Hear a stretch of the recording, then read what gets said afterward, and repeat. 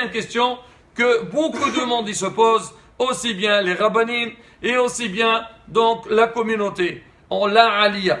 On ne va pas dire est-ce qu'il faut faire ça aliyah ou pas, ça c'est encore une autre question. Rav Zamir Cohen il a répondu sur ça dimanche soir, mais il dit aujourd'hui il y a un gros problème.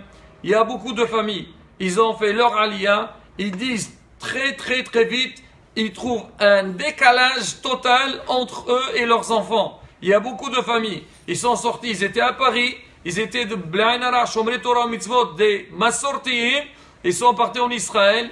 Les parents, peut-être ils ont continué, mais les enfants, ils ont complètement changé. Ah, donc ils disent c'est quoi? Des fois les gens ils disent pourquoi, on ne sait pas pourquoi, mais ils savent très bien pourquoi.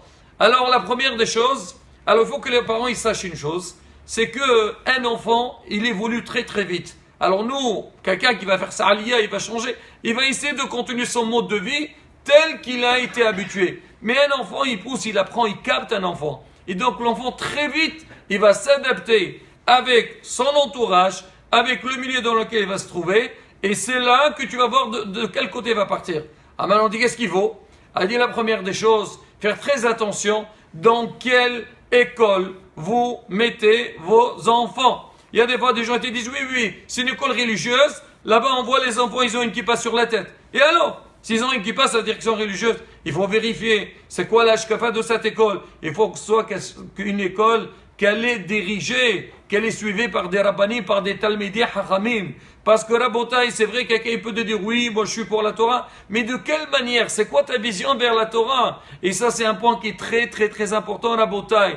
C'est vrai, faire sa aliyah, c'est Eretz Israël. Bien sûr, il n'y a pas mieux que ça. Mais derrière ça, Rabotai, il faut beaucoup de vigilance. Où mettre vos enfants? Alors hier, le Rav Abraham Yosef, il dit avant de partir, vous voulez préparer votre aliyah, bien sûr, avec un grand plaisir. Mais soyez connectés, demandez à votre Rav de la communauté. Vous voulez partir en Israël, essayez avant de partir.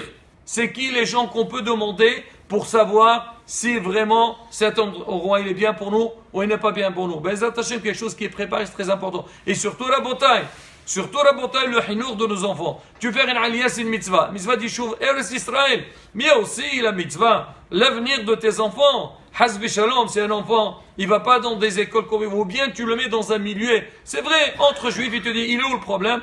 Mais la bataille, il faut savoir, qu'est-ce qu'il apprend chez les autres? Alors comme ça, Bezat Hashem, il va arriver là-bas, il est bien guidé. Et ben ça, il va évoluer. Au contraire, tu vas aller en Israël, on dit, Ma'alim Bakodesh. On doit monter dans l'Ardoucha. Donc la bataille, ça c'est un point très important. Il ne faut pas qu'il y ait des regrets. Cette semaine, on a entendu un grand responsable communautaire, je ne veux pas dire de nom, il a dit aujourd'hui, la vérité, telle qu'on entend, il y a beaucoup de gens, ils sont partis, ils ont du regret. Est-ce qu'il faut se poser la question, Hazvejon, stopper les gens, leur dire non, ne partez pas en Israël? C'est une question du jour. Est-ce que vraiment, il faut le faire ou il ne faut pas le faire?